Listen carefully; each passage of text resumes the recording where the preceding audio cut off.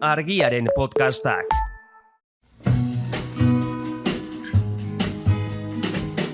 Don't know much about history. Don't know much biology. Don't know much Hau, oroimen histerikoa da. Historia diren istorioek txoratzen gaituztenon podcasta. But I do know that I love you. And I know that if you love me too, what a wonderful world this would be. Don't know much about geography. Larrun podcasta. Hilero, argiarekin banatzen den Larrun aldizkariari ahotsa jartzen dio Gorka Peñagarikano kazetariak. Politika, euskara, hezkuntza, nazioartea, aktualitateko gaiak sakon landuta aurkituko dituzu. Hilean behin, argia.eusen.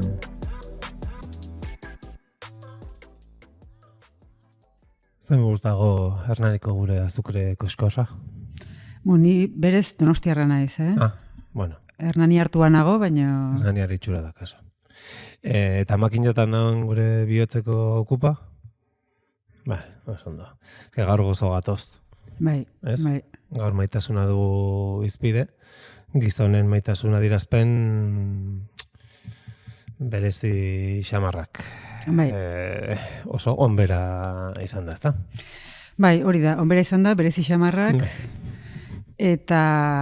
eta gainera ez hiru gizon aukeratu ditugu hortarako. Ez edo nolakoak. Ez, oso garrantzitsuak, boteretsuak, Gizonak. aitzindariak, adimentsuak, ez? Dena dakate.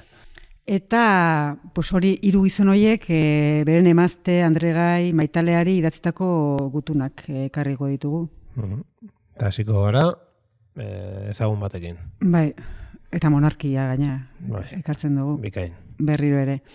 Enrique Zortzigarrena Ingalaterrakoak Ana Bolenari idatzitako gutunez arituko gara, eta Enrique Zortzigarrenak Ana Bolenari idatzitako 17 gutun gorde zituen Vatikanoak Luzaroan, eta duela 15 bat urte argitara eman dira gutun horiek.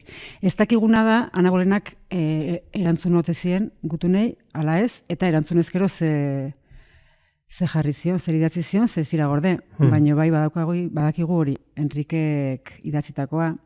Enrique Zortzigarrena ez dakinarentzat da aurpegia paela batekin jota bezala dakana eta beti txapel beltz txuri ridikulo batekin agertzen dena. Bai, baina horiek dira azken urtetako kuadroetan eta agertzen da, gaztetan guapoa omentzen.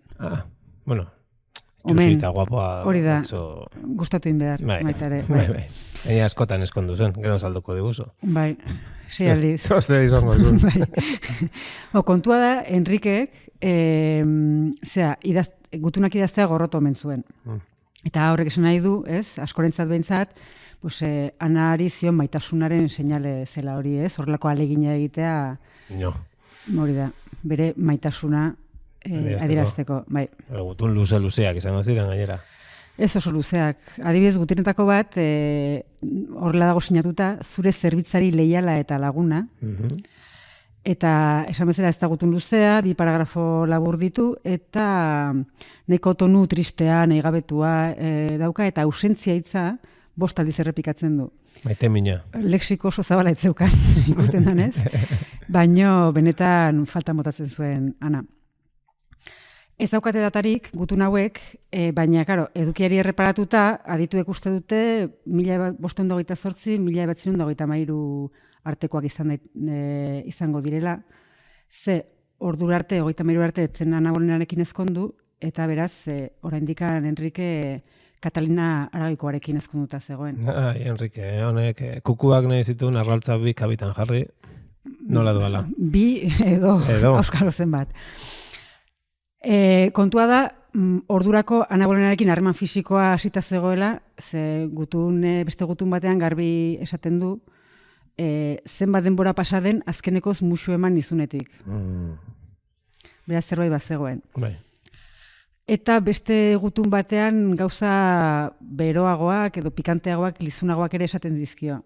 Zehazki esaten dio, zure ahatetxo politak laster musukatzeko irrikitan nago.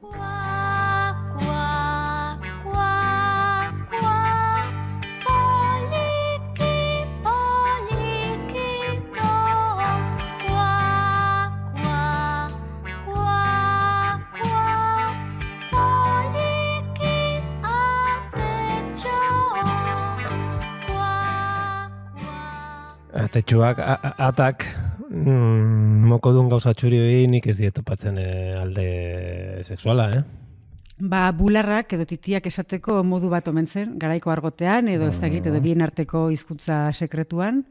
Nik ere analogia ez dut ulertzen. Ez dakit. Igual erromantizismoa falta zaigu, edo... Bai, ez dakit begira da...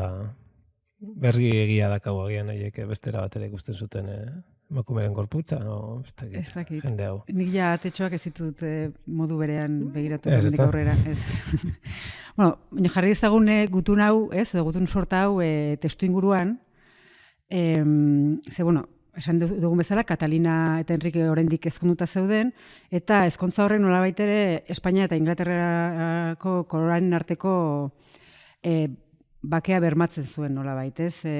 Catalina, Aragoikoa, Carlos lehenengoa Espainiakoaren eta bosgarrena Germaniakoaren izeba zen, eta egia da, bi potentzien interesak talka egite zutela aspaldian Europan, eta azken urtetan ere Ameriketan, ez? Eta orduan, hori, harreman tirabiratsu eta harreman, ez? Horretan, ezkontza hura zen momentuz gatazka saieste zuen ari fina. Baina Enrikek dibortzio nahi zuen. Seme bat nahi zuen, ez? Bere horreko izan zedin. Nahi zuen semia. Eta Katalinak alaba bakarra eman zion, Maria. Gero Bloody Mary izenez ezaguna ingo zean, erregina izan zen, tarte txiki batean, eta... Edaten ditugun gauza horiek, Bai, baina, bueno, Maria Doltsua deitu zioten... Beste zozegatik. Bai, praktikanteak hiltzeagatik. Ja. Hilarazteagatik. Gero, beraiek ez zituzten eskuak zikintzen. Agindu. Bai. Kontua da, Batikonak dibortzioa aukatu ziola, besteak beste, harremanak ere, nahiko, hori, ez zielako onak, ordu lehenago ere, adibidez 1521 batean Luteroren alde lerratu zen, Inglaterrako erregea sakramentuen inguruko gai batean. Eta horrek azaldu dezake, gutun hauek, maitasun gutun hauek, Vatikanoan gordeta egotea. No, beto, maitasuna eta Vatikano. Claro, ez, mino kontua da, Vatikanoak Ana Bolenari lapurtu omentzizkiola, Enrikeren aurkako frogak izateko. Eliza eta monarkia, zer gerta daiteke gaizki, bi pajaro hauek kaiola de historia berean egon da. Azkenean Enrikek dibortzioarekin aurrera egitea erabaki zuela, bere kabuz, Vatikanoaren onespenik gabe, eta horrek eragizuna zen, alde batetik Espainiako koroarekin harremanak austea, ez, eta Eliza Katolikoarekin ere bai. Jesus. Eta Eliza Anglikanoa sortzea ere bai. Bai. Sortu zuen bere Eliza. Bai. Ez banu ze usten beste batekin juten, pues ala, jainkoronas deskariaz aldatuko dut, ez? Hori da, bai. Eta kontua da, adibidez, 2009an, ez, gutunen berri jakin zenean, Reuters agentziak titular hau jarri ziola albisteari. Historia aldatu zuen Enrique Zortzigarrenaren gutuna. Ez da gutxi. Eta gaina David Starkey historialaren hitzak jaso zituzten titular hori osatzeko. Hau da, eta gainera David Starkeyk orduan esate zuen gaur egun ere gutun hoien eragina nabarmentzen dela adibidez berak esatezun euroesteptizismoan. Oraindik Brexit terminoa ezen existitzen orduan, baina hau da, Ana Bolera dauka Brexitaren errua. Hori da... Titular robea da hori, Ana Brexit. Bai. Eta orduan konturatzen zea, historialari askok, o batzuk behintzat, jokatzen dutela protestantismoa garai hartan pilpilan egongo espalitz bezala, edo Espainia eta Inglaterraren arteko harremanak idilikoak balira bezala, ez? Eta azkenean erantzukizuna gainera maiz Ana Bolenari egozten diote, ez? Ez Enrique Zortzigarrenari, Ana izan zelako Enriqueri burua galduarazio menziona. Ahora estoy quedándome muy loco,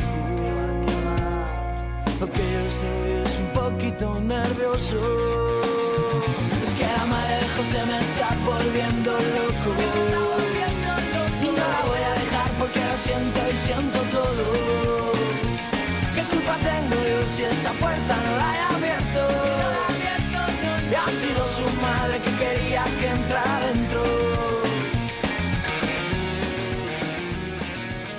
Bueno, orduan, berriro ere zakil boteredunen arteko tirabira batean, erruduna nor izango? Bai. eta atetxu duna, Hori da. emakumea. Bai, eta gainera badakigu, ez da spoilerra, azkenean burua galdu zuena Ana Bolena izan zela, literalki. Literalki. Enrikek moztu arazi ziolako. Enrike maite minduta zegoena. Hori da, bai. Eta, claro, aurreko dibortzioa hain korapilatxua izan eta gero, eta historia, ez, aldatu eta gero, pues, esan dezakegu, espres dibortzioa asmatu zuela, ez? Beren entzat. Bai. 6 aldiz ezkondu zen, guztira, Enrike 8. Eta 4 aldiz dibortziatu. Bueno. Beste bat hil egin zitzaion, ez, justu Berez. erdituta gero. Berak lagundu gabe. Bera lagundu gabe, baina bueno, bere aurra erditu eta gero, eta aste gutxitara hil zen, Jane Seymour, eta azkenekoa, pues, Enrike bera hil zen, Catherine Parr hil baino lehen. Baina 4 dibortzioetatik 2 izan ziren, bat badakigu, Katalinarekin, eta beste bat ere nahiko ohiko dibortzioa, baina espres dibortzioak, hau da, exekuzioa tartean zeukatenak, 2, Ana Bolena esan dugu, eta Catherine Howard ere, hori. Ja. Dibortzio eta harremana moztea ulertzeko oso erabiltzea zuen gure... Oso literala. Bai. Zer moztu, harreman ez dakit. Intzestua leporatu zioten Ana Bolenari, eta Anaia ere exekutatu zuten, eta etzen egia. Eta azkenean horren atzean beste arrazoi batzu zeuden, adibidez, Anak ere etziola semerik eman. Alaba bakarra eman zion, gero Elisabet lehengoa izango zena. Ara. Bai, eta seguraski ordurako ja Jane Seymourren atetxoak musukatzeko irrikitan egongo zen erregea. Jane Seymour aktorea? Ez, izen berdina dute, baino... Ados. Eta, monarkiatik, joango gara? Zientziara. Zientziara, zientzia beti asko maite dugun gai bada. Bai. Eta zientzietan, zientzialariena? Albert Einstein. Eta, orduan, Albert Einsteinek behin Mileva Maric emazteari idatzitako gutuna. Ez dugu esango maitasun gutuna. Bueno. Epaitu dezala entzuleak gero. Hori da. Kontua da, Albert Einsteinek eta Mileva Maricek 1896ko udazkenean ezagutu zutela elkar. Biek Zuritzeko Eskola Politeknikoan fisika eta matematika irakasteko diploman izena eman zutenean, 17 urte zituen orduan Albertek eta Milevak 20. Eta egia da diplomaren erdi mailako azterketetan biak oso emaitza onak lortu zituztela. Matematikan Einsteinek pixka bat nota hobea, 5,7 6 bitarteko eskalan, eta Maricek 5,05, baina fizikan emaitza berdina lortu zuten, 5,5 biak. Baina alako jende listuare, oso listua dena, seguro txuletak eta kopiatzeko gaitasun handia izango goztula. Alegia, notak ere erlatibizatu inbardiela. Erlatibizatu inbardia, baina gero frogatu zuten, bueno, batek frogatu zuen edo aitortu zitzaion, eta besteak ezain beste, benetan matematikari eta fizikari bikainak zirela, ez? Egia da, Mileva Maricek etorkizuna handiko karrera akademikoa zuela aurretik, baina karrera publikoa behintzat, 1900 batean eten behar izan zuela, aurdun geratu zelako. Lieser alaba 1902an jaio zen, eta ez dakigu zer gertatu zen. Bersio baten arabera, eta ziurreni 1903ko udan amaieran hil zen, eta baina litekena da, bikotea ezkondu gabe zegonez, agian adopzioan ematea. Arraro ilun, ez? Bai.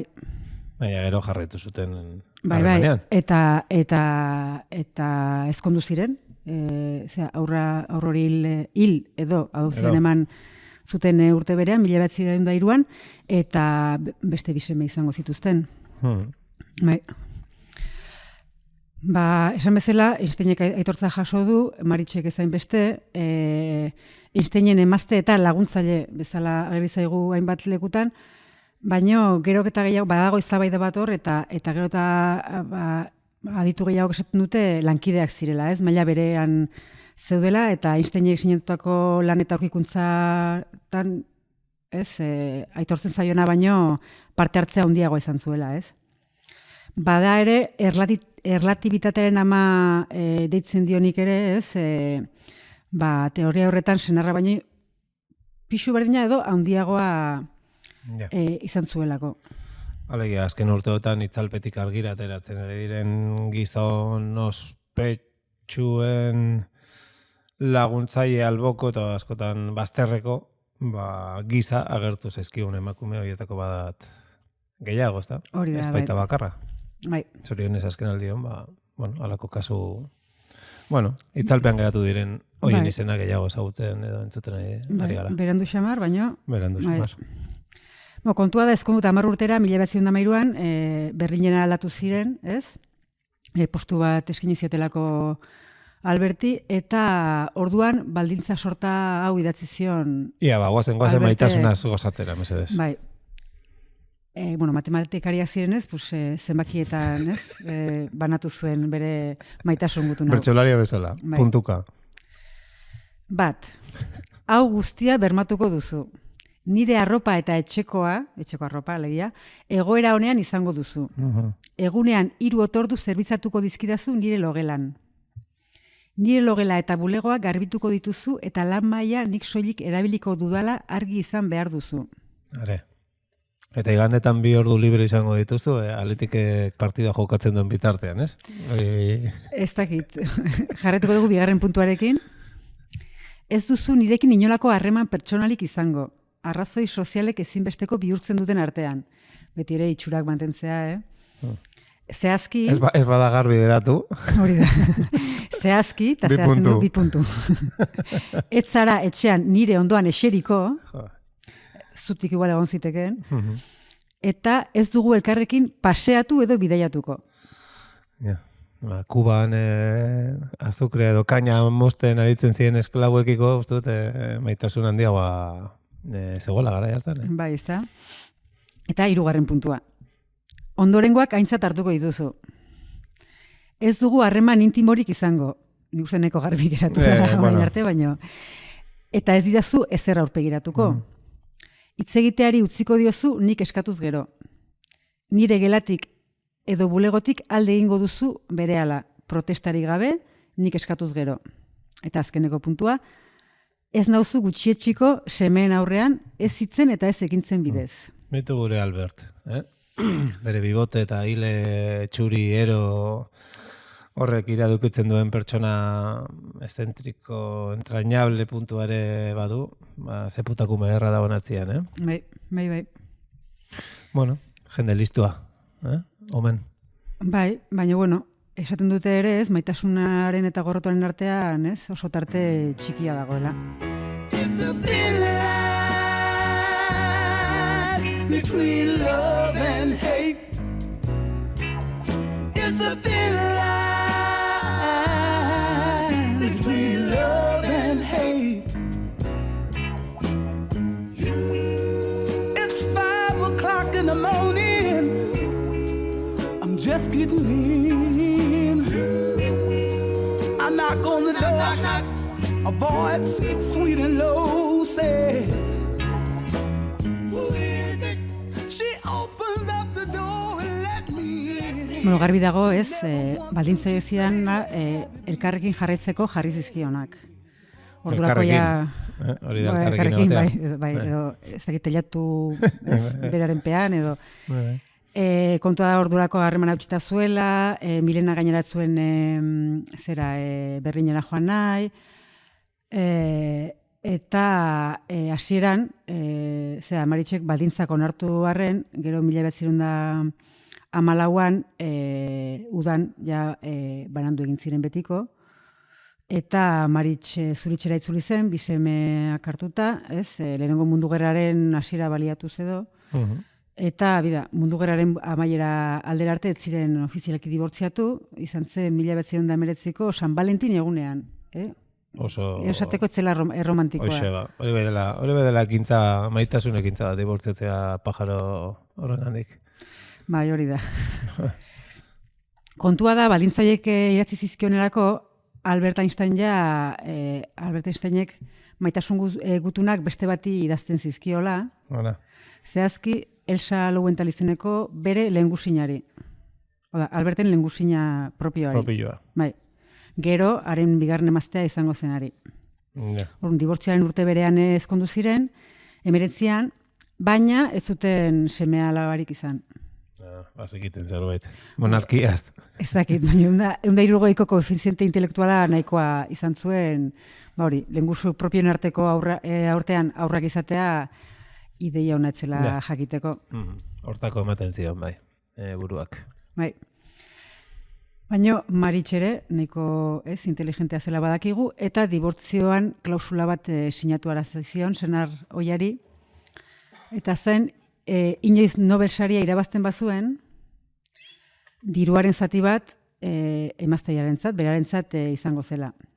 Eta handi 2 urtera irabazi zuen, fisikako Nobel saria, 1921an, eta bueno, Maritxek merezitako bere zatia jaso zuen. Hori bai dela aurreikuspena, Bai, jakitea... Hombre, aukeraz eskala agian atzemango zuen. Agian berak egindako lanaren gatik. Horregatik. Bere lana nahiko lazera jakingo zuen lehen eskutik. Baita badiduri ez, azkenean pixka bat ez, aitortza ez, baina bintzat ordain pixka bat izan zuela. Kontua da, Bai. Maritxek ezin izan zuela erabili hori bere karrera, ez, aurrera eramateko, edo ikerketan jarduteko. Bizibidea atera zuen nola doala matematika eta musika klaseak ematen, eta diru hori gastatu zuen bere aurra, Eduard zaintzen, eta medikutan. Gerora eskizofrenia diagnostikatu zioten semeari. Dena ondo. Bueno, ez tinek merezi zuena, ez beraren gandik diru pizka jasotzea, baizik eta agian bere koefiziente intelektual adinako zapla batzuk zaplak ematea. Pizkate mitua deseraikita, oazen beste batera. Bai, egia da ikusita, Ana Borenak nola bukatu zuen, eta Mileba Maritxek agian ez dakit zen nahiago dudan, Enrikeren maitasun gutuna edo... Ja, hombre. Edo Einsteinen gorroto gutuna. Bai, matxismoaren garapen historikoa. Baten du. Bai. Lehen zuzenean burua moztu eta oazen beste goza batea eta listo, ni orkez ditez esango, eta hontan, pues, eskutuka ez dakit, baina eskutizka txilek egintzen duen hemen. Bai, eta bueno, zentzu hortan, 3. gutun sortan gauzak ezia asko aldatzen, baina behintzat, hainbeste pasio, ez, gorroto bizia eta maitasun biziaren artean, pues, gauza epelxiago bat ekarriko dugu. Bai. Eta bertakoagoa. Zein da ba. Sabino Aranak, Nikolasa Atxikalende orduan Andre Gaiari idatzi zizkionak. Altza gaitezen denok Eusko Abendaren ere serkia kantatzera.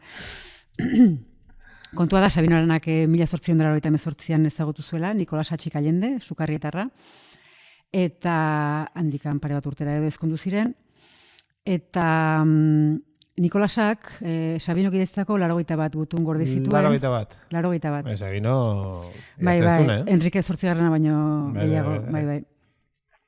Gutunak berez galduta daude, baina bere garaian kopia mikrofilmatuak egin zituzten, eta horiek gordetzen dira, eta beraz irakur daitezke.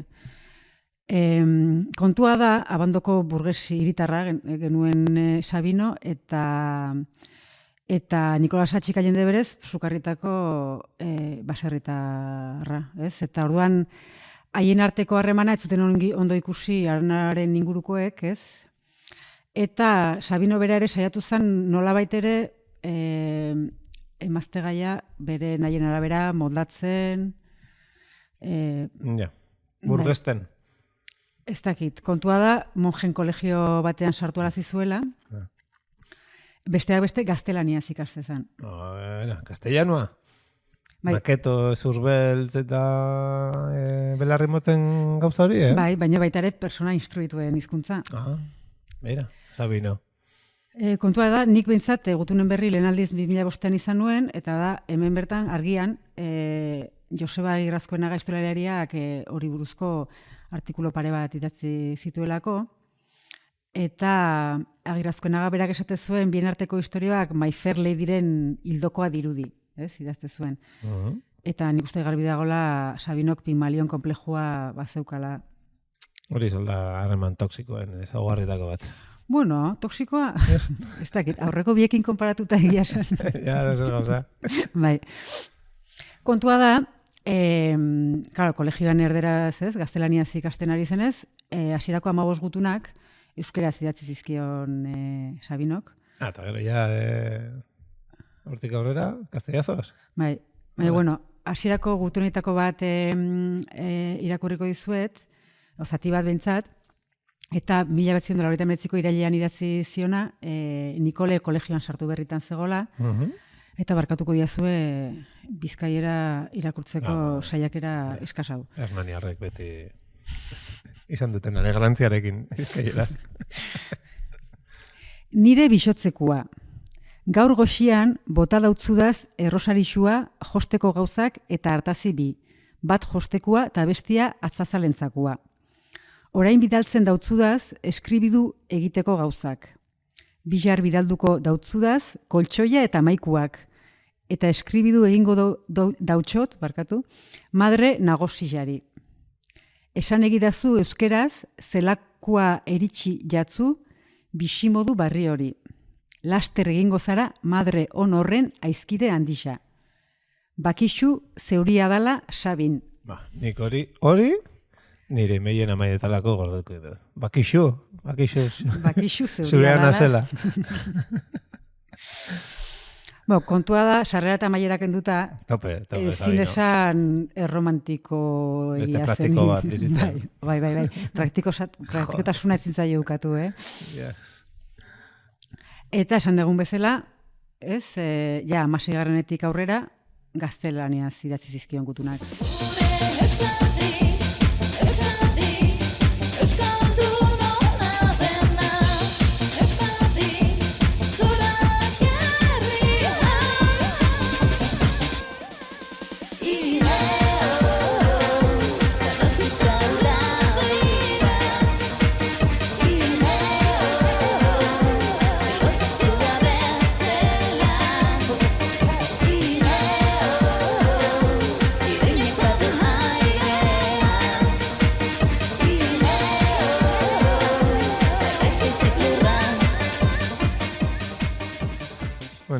Euskadin gertatzen diren gauza horiek, jarraituko zuen, gure Sabinok. Bai, bueno, hemen irakurriko izpe zati bat gaztelerazko... Eskutiztoietako. Bai. Si yo, por servir a mi patria, te hago padecer, tú debes sufrirlo bien convencida de que así cumples tu deber. Errimatzen bazekien, Bai, pareatu politatea zaio. Itzuliko dugu nola baitere, aberriaren zerbitzuan aritzeagatik sufritu arazen badizut, zure egin beharra betetzen ari zarela gomezituta sufritu behar duzu. Eta gaineratzen zuen, beregatik sufrituta zerua irabazteko aukera gehiago izango zituela. Zubakizuna gore... Hori espaldima da maitasun eskuzabala. Hoxe ba, dena manbar jako maite den askatasunari. Eta zerura, pues, denuntzak irekia, Pekatario ontzatere bai. Markatu baina zinet Barakaldoko Bizkaiera jarraitu. Esan dugu, ez? Hasieran Aranaren inguruak etzuela beginoz ikusten atxikailenderekin zeukan harremana, eta Aranai ondoren gauzak ez ziren hobetu alderantziz. Okerrera egin zuten, ze alargunduta bigarrenez ezkondu zen atxikailende. Eta ez edo zinekin. Ustez, karabinero edo guardia zibil maketo batekin ezkondu zen. Betu, nik atxikaien denun ezagutzen oso ondo, baina pasarte hori bai, ze kasualitatea. Eta ez da egia. Imaginatzen dudanez. Baina bai, hori azaldu dute orain arte, baina berez Eugenio Alegria izeneko itxas kapitainarekin ezkondu zen, euskeraz bazekien, Eugeniok, baina Sabinoren biografiek edo agiografiek, esan beharko genuke, eta berak fundautako alderdiak, besteak beste, txikailende, baztertu, ahaztu, gutxi etxi zuten, eta dute. Bera fundautako alderdia, Hori, hain sortzaile matxista eta arrazista izanik oso bilbide motza izango zuen alderdi horrek, ezta? Egia esan ez dakiz gertatu zen alderdi horrekin. Ez dakit, horre hongo zan, bere gauzak egiten. Bueno, bai. Ez, kontua da, Aipatu ditut Agirrezko Nagaren argian idatzitakoak, eta gaur egun edozeinek irakurri ditzake, sarean daude, Edorta Jimenezek ere asko ikertu eta idatzi du gaiaren inguruan, eta iaz, Irati Jimenezek, Nikol izeneko liburu mardula eta interesgarria eta gomendagarria argitaratu zuen, eta nik uste interesa duenak eta pixka bat, batzuek baztertu eta gutxi duten figura hori aldarrikatu nahi dutenek edo, badaukatela zeri heldu. Bai, eta bitu bide batez. Entzun beza Euskadiko emakume oro, gizon ziseteronen predikua, Agustia irakurrita gero, egin zaitezte boiera. Asko hobeto joango zaizue bizitzan, iaz dioz. Ez dakit, baina esaten dute, gero eta maitasun gutun gutxiago idazten direla, Gutunak oro har. Eta bereskuratu beharko liratekela, adibide hauek ikusita ez dakit nipa. Enpein, guri nahi bai guzu idatzi, oso irekita gaude maitasun eta gorroto gutunak jasotzera, e-mailak eta WhatsAppak eta telegramak. Bai, eta edozein euskalkitan gainera. Edozein euskalkitan, bizkaieraz bada, hobeto. Barakaldoko nek esan da. Aio. Argiaren podcastak. Podcast hau libre eta doan zabaldezakegu Argiaren komunitatea osatzen duten milaka lagunek proiektua diruz babesten dutelako. Zuk ere kazetaritza independentea babestu nahi baduzu, egin Argiako kide. Argia, txikitik eragiten.